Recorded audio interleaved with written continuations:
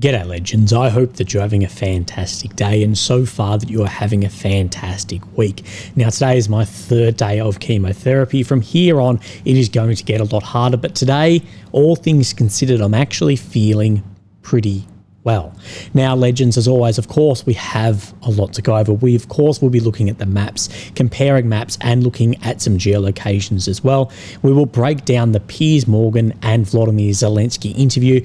I want to talk about what Zelensky said about future negotiations, the possibility of actually sitting down with Putin, and what we hear about nuclear weapons, NATO, and security guarantees. We're going to go over all of that. Of course, we have a miscellaneous folder with other bits and pieces to do with transfers internally and some other strikes and that as well. But some of the breaking news which we have seen today is that we have seen President Trump, President of the United States, make an announcement that today the US will be taking over the Gaza Strip and that Palestinians will be relocated at the cost of neighbouring countries. Now, when this is going to happen, how this is going to happen, how it's going to look, well, we don't know at this point in time. But I'd have a guess and say that it is not going to be a smooth transition. Especially, it is going to absolutely put a lot of pressure on international relationships and even domestic unrest as well. We've already seen, of course, the protests over the last year or more of the conflict between Gaza, Israel, Lebanon, Hezbollah, everything there, and the amount of political division that surrounds this. But what I want to pull out of this is how could this affect the war we're talking about, of course, Ukraine-Russia. Well, one thing that it does show us is that Trump is willing to make unbelievably internationally unpopular decisions to end wars. One of his campaign promises was to end wars. Now, I will go into the future of this with a lot of caution, because the way we are seeing him handle, of course, the war in the Middle East, how could we see him handle the war in Ukraine? And again, how is this going to cause friction and division and his relationship with the European Union? Remember the messaging of you can't just take land by force. Now, I'm going to dive a little bit deeper into this when I'm feeling better and the problems which this may have arise. And one of them is, of course, trying to undermine the Russian economy through oil prices. Now, one thing we spoke about last week was one of the most important factors, if not the single most important factor, is actually working with Saudi Arabia and the ability then for OPEC, the Organisation of Petroleum Exporting Countries, of course, one of the leading countries in Saudi Arabia, to reduce the price of oil by increasing the exports here, taking a loss on some of that. But of course, that would undermine Russia's economy. Now, what we see today from the Ministry of Foreign Affairs of Saudi Arabia is the Kingdom of Saudi Arabia stresses it previously announced categorical rejection of any infringement on the legitimate rights of the Palestinian people, whether through Israeli settlement policies, annexation of Palestinian lands, or attempts to displace the Palestinian people from their land. The duty of the international community today is to work to alleviate severe human suffering that the Palestinian people are suffering from, as it will remain committed to their land and will not budge from it. The Kingdom affirms that this firm position is not the subject of negotiation or outbidding. So again, we will see exactly how this relationship is going to be strained as well. And as we've spoken about, to undermine Russia's oil, the billion-trillion-dollar oil network and the ability to fund the war, you need to get things like OPEC, OPEC Plus on board to saturate the market, reduce that. Saudi is one of those countries, and it is looking like militarily Russia has the advantage. What the US needs to focus on is reducing Russia's ability to wage that through economic sanctions, as well as international economic relationships, and things like what has happened here does definitely strain that, as well as just the messaging of you can't take areas by force and that might is right. So we'll see how this unfolds. And I'm expecting, especially in Melbourne, Australia's most liberal city, to be a hell of a lot of protests over the coming weeks. I was going to say past, but we've already seen a lot of that. So let's look in my folder here. And of course, we've heard Trump talk about negotiating between Ukraine and Russia. But what have we actually seen happen so far? Nothing that much, really. We've seen intercepting missiles for Patriots head from Israel to Ukraine. I believe it was either 80 or 90. And we are getting some information that restrictions on long-range strikes into Russia have been lifted. Now, this information, I can't confirm that this guy's sources what it actually is, but if we look at what we are seeing all night on night on night, we are seeing drones fly a hell of a long way into Russia and striking oil and gas facilities. We've seen a huge increase in that. So it tends to line up. So this guy, military expert and editor-in-chief of Defense Express, Oleg Katov, explained that despite lifting of the ban on strikes within Western weapons deep into Russian territory, Ukraine only has its own means capable of hitting targets at a distance of 2,500 kilometres. Let me reopen this so I can zoom in on it. The situation with restrictions on the use of Western weapons for strikes on the territory of the Russian Federation has really changed in a positive sense. Previously, we were generally forbidden to carry out such strikes, although what we are seeing hit, mainly used here, are drones, and we believe that these drones are domestically produced by Ukraine. Now, the enablement of that behind the scenes, they may be produced there, but the ability to actually do that, who's enabling that? Well, you can look further westwards. Now we operate without restrictions, not only in the Kursk region, but we're talking about the entire territory of the Russian Federation. However, the question remains over the long range of these strikes. Russia has the means to strike deep into the entire territory of Ukraine. We only have our own means, which have a range of up to 2,500 kilometres. We haven't seen any strikes that far yet. I've really seen them outward maybe of 1,000 kilometres. And it's important to note that we are talking about drones, not missiles. So we're talking drones here. That is, we do not have Western means capable of hitting targets at such distances. Now, the Western means, as far as missiles at this point in time, is really within 500 kilometres. But even Tomahawk missiles, which we know Ukraine has been requesting for now a long time, their range is still only 2,500 kilometres, absolute max, a lot quoted at 2,400, so around 1,500 miles. So even if that were to get signed off, that still wouldn't go beyond the distance of this. And as I've said, I've been saying this for months and months, if not over years, I think that there is more strategic and tactical sense in drones en masse for Ukraine rather than a limited amount of longer range cruise or ballistic missiles.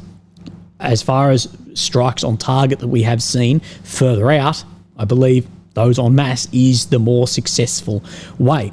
What we spoke about yesterday, of course, was what President Trump has said about Ukraine's resources and wanting the ability to use these to pay back the amount of money that the US has given in aid to Ukraine, as well as maybe for future aid as well.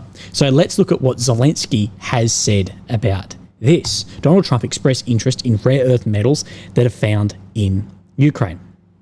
It is one of our points, and an important point, an economic point, which, as well as we reported yesterday, apparently was in the victory plan. Remember, only some parts of the victory plan were made public.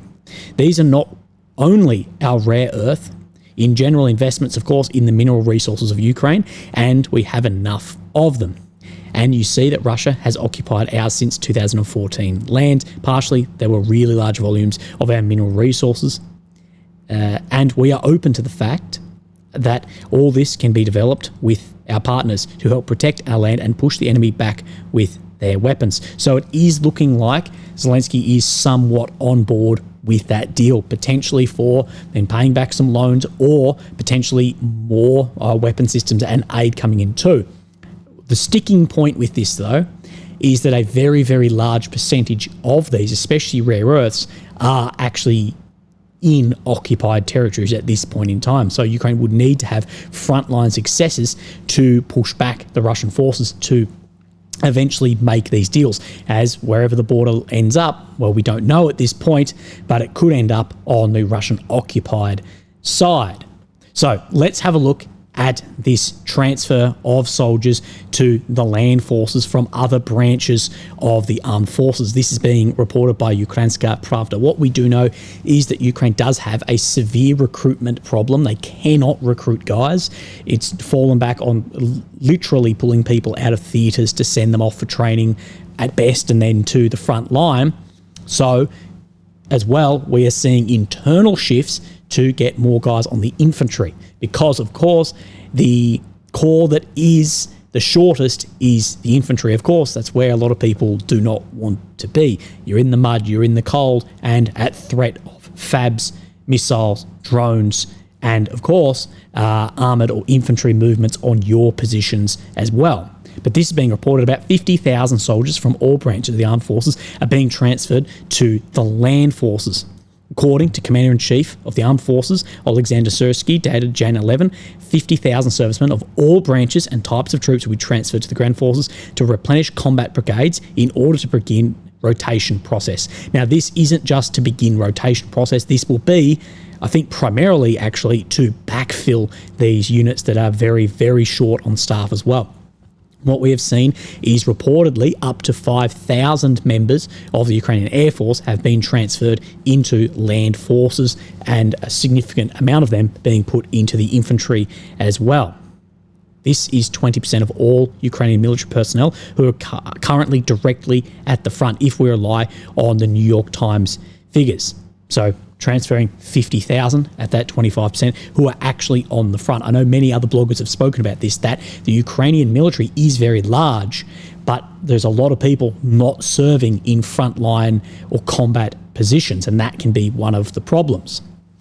Citing the Ukrainska Pravda source, notes that the purpose of such large transfer is to start the first full-scale rotation of these personnel in 3 years. So there's been guys not rotated out of areas for years now. But I do believe as well, yes, there will be an element of rotation. I think a more significant element, although not as popular to say, is that it's going to be backfilling losses in the war, potentially trying to fill up those brigades or those companies that we know are very, very short on men and how thin the front line can be.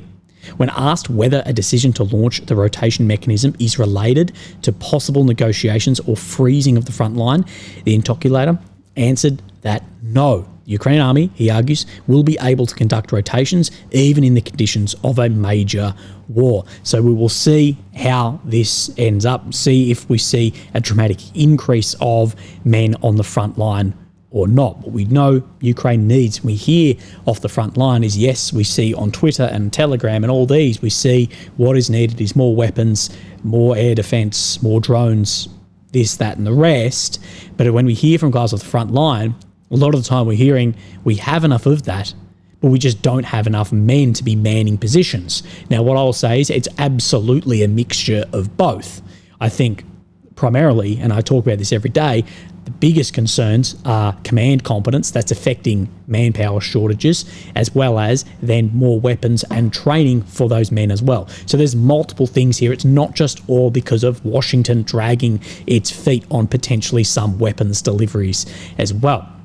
Let's have a look at the maps before we look over this Piers Morgan interview and some very interesting parts of this. So, of course, in the center of your screen, you have Ukraine, the capital of Kyiv, red areas occupied since 22, purple since 2014, red check, ground that Russia has made over the past 24 hours. But I'll be showing you forward and backwards on some where there is an expansion of grey zone. So this necessarily doesn't mean that anyone advanced. It may have been a pullback and the area of uncontrolled has just increased too. But I want to look back over the month of January, as we have had a bit of an update here. Now, I'll firstly show you AMK. I've shown you this before. Changes in the front line in Ukraine for January 25. Now, what we're looking at is this is the total, but when we talk on my other graph that I show you, we are talking occupied ground. So we're actually, we'll deduct Kursk off this. And of course, we're talking net change. So we will be then minusing the Ukrainian advances off that, because Ukraine has got some back, Russia's got some. It's a net shift, if that makes sense. So Warmapper has released his figures today. So he's looking at a combined net gain of 492, and that Russia retook approximately 64.5 kilometre squares of Kursk. Remember, that figure's not going to be into our graph here, just like AMKs. Okay, so you can see, he says too, the chart shows monthly net changes in control over the past year and shows a stabilization of the rate of the Russian advance. And we can see this. We see then January 24, we can see that it has fairly stable around this amount.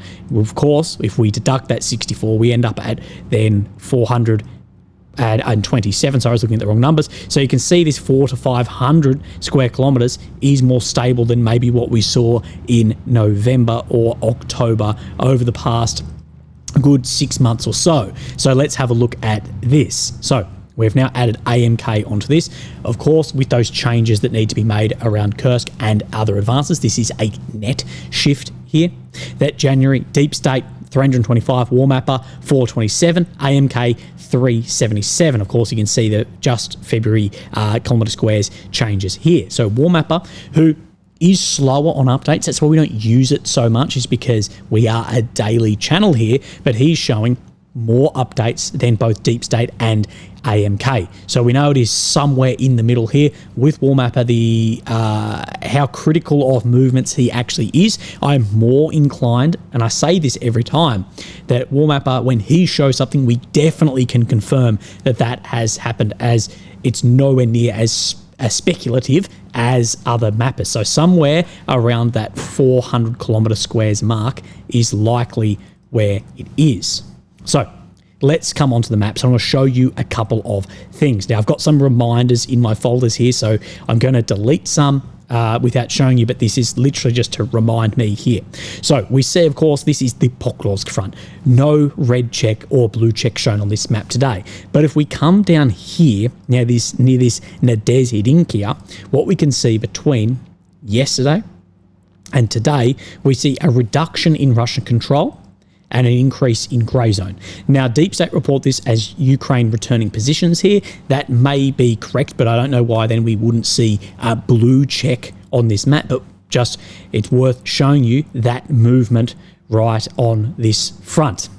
Now, I'm going to show you one more map correction, and Deep State said that this was a map correction. So, of course, we have then Toretsk in here, an area we believe this map, the grey zone here, is probably more in line with where the red zone is according to other maps. But we have Alexandropil. This is yesterday to today. We see just a minor pushback from this tree line. Again, this is not a map update. It's a map correction as per what Deep State said.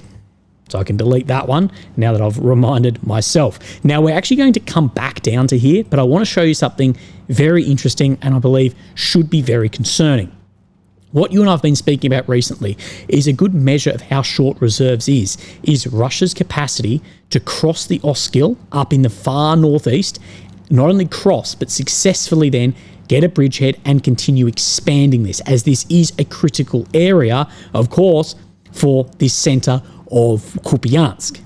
And it should have been relatively easier to stop a Russian advancement across something like a waterway here than on other areas.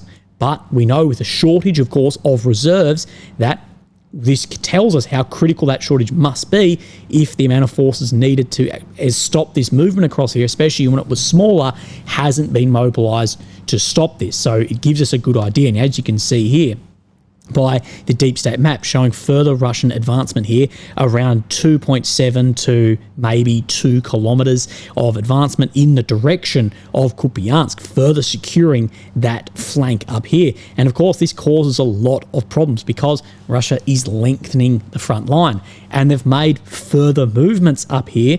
And this is the one that is further concerning. Right up, really right on the Russia-Ukraine border, only 1 kilometre away, in the direction of Topoli, Russia again has been able to cross the Oskil, gain some of the higher ground in here according to their own map as well on a second cross. And again, this is what Russia will do. In a strategic attritional battlefield like this, protracted war where you have numerically larger numbers, or numerically superior, you are the numerically superior force, is you can focus on lengthening the front line.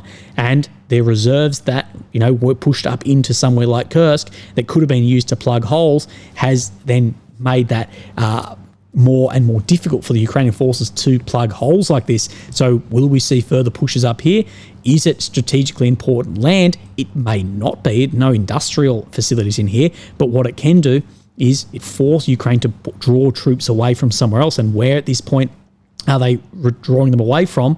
They're drawing them away from areas like Pokrovsk, Kursk, because at this point they can't abandon up in Kursk due to the informational war as well. So these cross up here, that was very, very interesting to me. Someone did send me across a Russian map that showed this, I believe, back on January the 17th. So that being updated there. Absolutely, like I keep saying, keep an eye on this up here.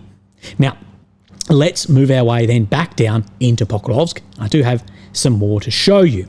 So Kursk, Dashne here, and we do see a lot of other maps showing that the Russian forces, and we saw geolocation right about here, well, I can't draw, wherever there's a red roof right in here. That's where we saw that. But we see a lot of other maps showing the Russian forces are further down on this southern flank. And we can confirm this because of some footage we've got today. So this is geolocation.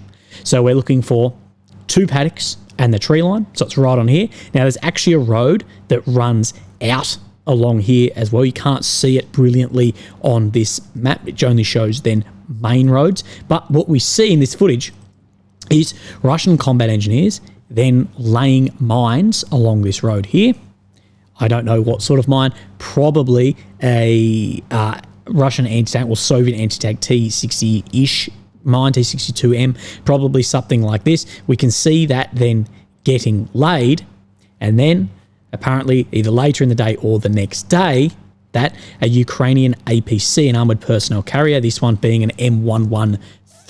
This is not an Australian one, I don't believe, due to the number of road wheels, but a APC has hit this and been destroyed on that mine. So we can confirm that there are definitely forces, definitely grey zone if they're laying mines up to this far. And then we jump onto the DivGen map as well. Syriac has no updates for us today, and he is showing very similar to this as well. So we get an idea around about here, right here as well. Of course, these fortifications coming under control all the way from Kursk all the way down to here. That should be of major concern when you've got fortified positions like that coming under control. Move our way, Pokrovsk, no changes on the western flank. We know this has slowed down, and we'll come onto the eastern flank. No changes shown on this map, but there are some major ones being shown on DivGen. Now, what I will say for the just south of Pokrovsk, between Kursk and Pokrovsk, the updates that DivGen gave us last week were 2 or 3 days ahead of updates than we saw Deep State have. So again, we'll only ever confirm things when both are showing all geolocations, but again, it did show this. So let's have a look here. Now, this is Baranivkia, of course, trying to get to this road up here. And according to them, Russia has expanded their control to the south of this Yelizaveta in here. We can see where these paddocks are.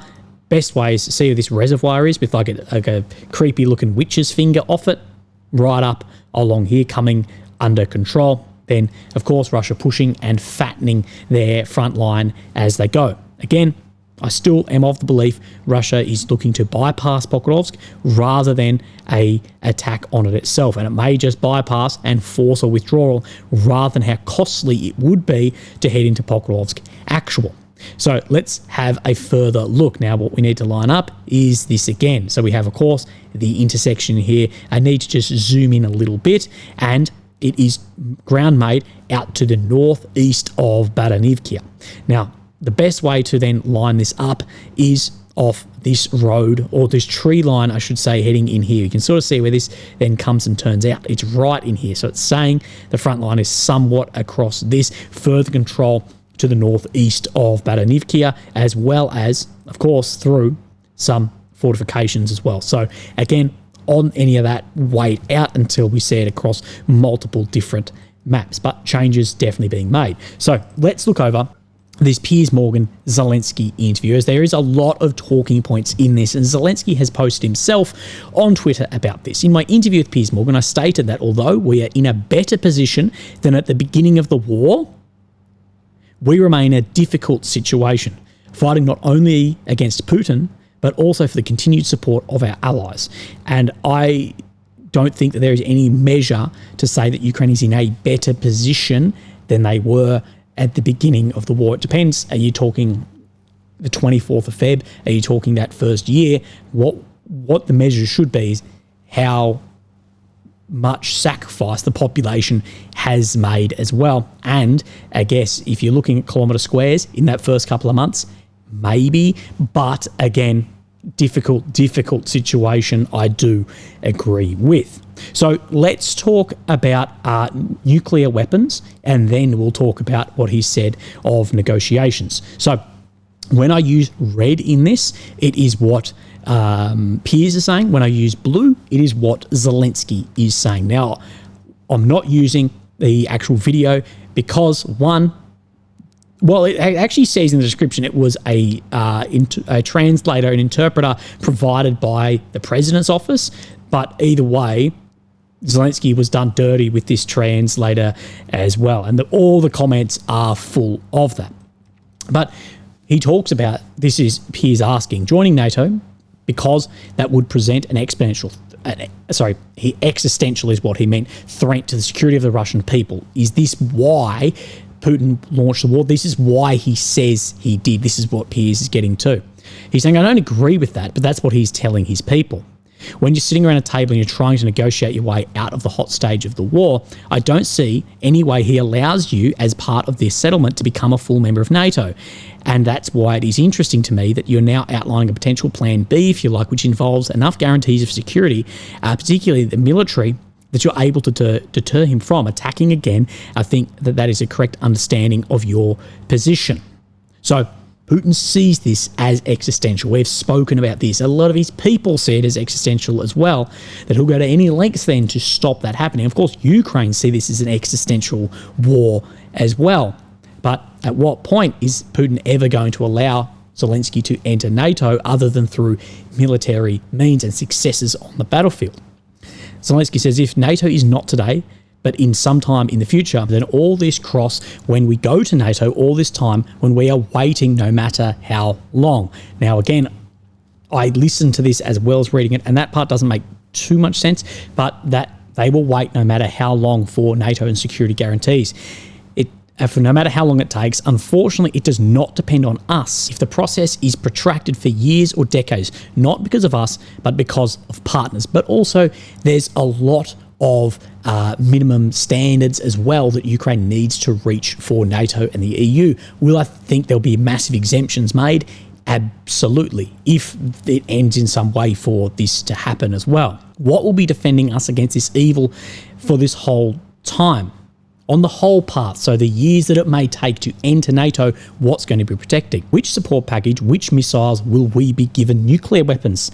Let them give us nuclear weapons. Will they give us the missiles in the quantities that we can stop Russia? I'm not sure of that, but I think it would help otherwise. What missiles can stop Russia's nuclear missiles? That is a rhetoric question. So let's do it the following way. Give us back nuclear arms. And this is something we hear a lot of. Give us back nuclear arms. And again, this doesn't really relate to what happened here. So Zelensky here is speaking about give us more weapon systems, also finance the Ukrainian army to be at a 1 million man strength, as well as NATO contingents within Ukraine as well, working as peacekeeping troops. If we are not in NATO, why is he on our soil if we're not in NATO? And America says that we are not ready to take Ukraine to NATO. then Putin must fully retreat from our territory. That is logical. Then we'll speak about everything else on financial compensation for the losses of which Ukraine has suffered. The logic, he invaded because he was afraid we'll become NATO members. Okay, we're not in NATO. Go back out of our land. Now, this doesn't really make sense here. I'm trying to understand exactly what Zelensky was on about here, and I've read it and I've listened to it as well. So he's saying we're not NATO members.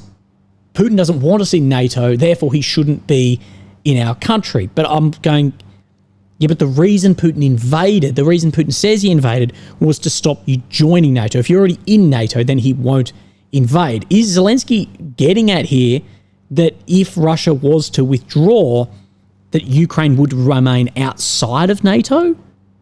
I don't know. That sort of swings back to what we heard about the plans back in early 2020-22. But what we know is that NATO and the EU, they have said that Ukraine is on the irreversible path to NATO. Putin knows that if he loses or abandons this, that Ukraine will join NATO as soon as possible, with many of those countries welcoming him with open arms. Although there's going to be a lot of friction, of course, with the US here. But is he talking about this? I've listened to it and I've read it so many times about, yes, but we're not in NATO, so why is he on our soil? He wouldn't be on your soil if you were in NATO. He's trying to stop that. Putin and his generals, they know that they can't take or hold Kyiv, at least to my belief. But what they're trying to do at this point is trick Ukraine to the point where it will either then see to defeat and forgo any NATO aspiration, or trick them down to a point of which then Ukraine will never be able to join NATO just because of the standards that it would have to reach. So I don't really know what is being said here, because if you use logic, as he says to, of the we're not in NATO, so why is he on our soil, the war was preempting joining NATO to try and stop that. But we're talking about nuclear weapons. We're going to talk negotiations more in the future. So, appears that would have you been invaded in 2022 if you hadn't surrendered your nuclear defence back in the 90s? Would have this deterred him? And Zelensky talks about that he never would have invaded in 2022 if they had nuclear weapons, because nuclear war would destroy the whole world. And that Putin and his society, they understand this. They're afraid of this. The risks our nuclear weapons was exchanged for nothing that is influence. Now, he speaks about this, and the previous slide, give us back our nuclear weapons, speaks of the risks of nuclear weapons here, and Pierce as well, giving up your nuclear weapons. This is just wrong. Yes, there was nuclear weapons in Ukraine. But let's look at this from a few different things. These were never Ukrainian nuclear weapons. This is false. This is false. Ukraine did not have fully operational control over the nuclear weapons it inherited after the dissolution of the Soviet Union in 1991. But even if Ukraine had these weapons physically still and they were under Russian control, do you think that NATO would allow a country in that had Russian-controlled nuclear weapons on their territory as well? But talk about this. If Ukraine had nuclear weapons, would Putin have invaded? No. That's why I think Australia should be a nuclear state. That's why everyone's so concerned about Iran gaining nuclear weapons. But this idea of Ukrainian nuclear weapons, as we've spoken about, the physical weapons were located on Ukrainian territory, but the command control systems for these weapons remained under Russian authority. This meant that Ukraine could not independently launch or use these nuclear weapons without Russian involvement. Ukraine inherited the physical weapon, not the ability to use them when the Soviet Union fell. Ukraine was a very different country to what it is now. Watch a show like Operation Odessa on Netflix, trying to sell submarines to the cartel. There's still a lot of problems. If Ukraine was seeking to gain nuclear weapons right now, the US would have a lot to say about that. Of course, the Nuclear Non-Proliferation Treaty would as well. But no, this idea, if you had them, then no, but they weren't then Ukraine's at the time. Ukraine didn't have control over them. Interesting question of what if Ukraine refused to give them up? While retaining nuclear weapons might have provided Ukraine with a deterrent against external threats, the immediate and long-term consequence would likely have been severe. Ukraine would have faced international isolation, economic hardship, and potential military conflict with Russia. Of course, because it's remained those nuclear systems, but those nuclear systems would not have been operational. The decision to denuclearise, though controversial in hindsight, was seen at the time as a necessary step to ensure Ukraine's survival, stability, and integration into the international community. The failure of the Budapest Memorandum to prevent Russian aggression in 2014 has led to many question the wisdom of this decision, but the alternative path would have carried its own set of risks and challenges, and it would have been seen very different if there was some level of military action taken then due to nuclear weapons that have ended up on the other side of a border. I believe it would have been seen vastly different, if not even potentially supported, because of the risk that carried with it. So yeah, we can talk all the hindsight we want, but we need to be realistic about all of this as well. But there's some interesting bits spoken about this to do with negotiations. So then Piers asks, if we move forward to potentially this peace summit with 4 groups, as you say, how are you going to feel sitting opposite Vladimir Putin at a negotiating table? Do you think you can, that given how you feel about him? And then Zelensky says, if that's the only setup in which we can bring peace to the citizens of Ukraine and not lose people, we definitely will go for this setup for the meeting with these 4. Now, I believe we're talking Russia, Ukraine, US, EU countries. These 4 participants, what does matter, how, is my attitude towards him will not be kind. And I believe that I consider him an enemy. To be honest, I believe he considers me an enemy as well.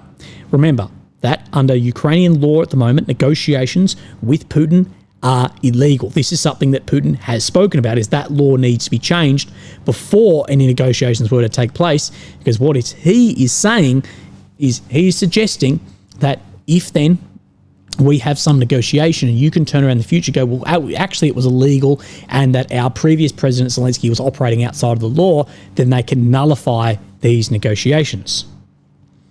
Piers asks, most people who've looked at the situation now from a military and political point of view, they believe the only way that Russia will accept any form of peace deal and sustain a ceasefire is that they retain the territory they have so far taken. Is that your estimation? Is that the most likely scenario where Russia retains territory it has taken so far, but you get guarantees for protection, if not full membership into NATO, but other security guarantees around this? How would this actually look? And as he's asking that Russia may retain the territory, Zelensky here is shaking his head. Do you feel confident that they can't come back and attack you again? So, of course, what Zelensky always talks about is that if we don't have those guarantees and there's a ceasefire, Russia will just attack again. Russia, on the other hand, is saying this, but in reverse. If there is just a ceasefire, you're going to spend this time mobilising and rearming Ukraine to launch attacks back into where we occupy. Now, I indeed believe that the fastest way to move to diplomacy is to guarantee today Ukrainian accession to NATO, and a strong army that means the support to the army, because NATO is very, very important. That is support for the people, and that means that we will not be alone if something happens. But I believe that nonetheless we must guarantee our physical presence, not to decrease numbers of our army. Of course, talking about one of the things needs to be financial funding to maintain an army of 1 million, which is a massive, massive force. It's going to be incredibly costly to rearm that, retrain that, and keep it employed as well. But he doesn't talk here of any sort of territorial concessions. Third thing is that we believe that a great deterrence package will come with the sanctions package, and if sanctions are lifted from the Russian Federation, I believe that this will increase the risk of a second invasion. This is one of the questions, though, we speak about, is the carrot and the stick. The stick is not working, and Russia will not come to the table if they speak of then accession into NATO and no sanctions being lifted. They will continue this grinding war of attrition that will likely then actually speed up as it attrits down further. That I believe we will have to look for the understanding of how to solve the situation. So as of now, to speak of the territories that Russia holds by force, why they need it, because honestly, that is just nonsense. He speaks that Russia is the largest country in the world, and why would they need half a town which has been destroyed? Is it just going to be divided there? Where's going to be the dividing line? If, halfway through Dashny at the moment, it just pauses, is it going to be halfway through a divided town? Why does it need this? What Putin will say is, no, we've got lines where we want to divide it, and that is along the lines of the oblasts. So very, very difficult. We speak of, is there willingness to have territorial concessions? I don't believe, at least publicly. I think privately, looking at some of the things that like President Trump and others have said, there is going to be, whether that will be recognised or not, that's going to be difficult, because if it's not recognised, I can't see why Putin would then agree to any cessation there, depending on how his economy is. And we link back to the beginning, one of the main factors of impacting that economy will be Saudi Arabia. So again, we will see it's a very, very difficult situation. But of course, Zelensky definitely has changed his tune in the past 12 months towards ability for negotiating, down to even in this, that he would, if he needed to, if it's the only way to end it, sit down with Putin. What is vastly different from what we have heard prior to this. My takeaway on this is, at this point in time and in at least the near future, unless we see some massive cataclysmic event, it will be Russia coming to that table in a position of power. And what we have got from the beginning of this video is that Trump absolutely sees power and is transactional too. Look at who Trump has surrounded himself with. Publicly, at least, guys like Musk, RFK, Kellogg.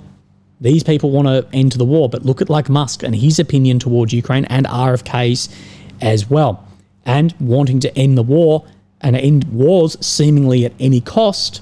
Well, we will see.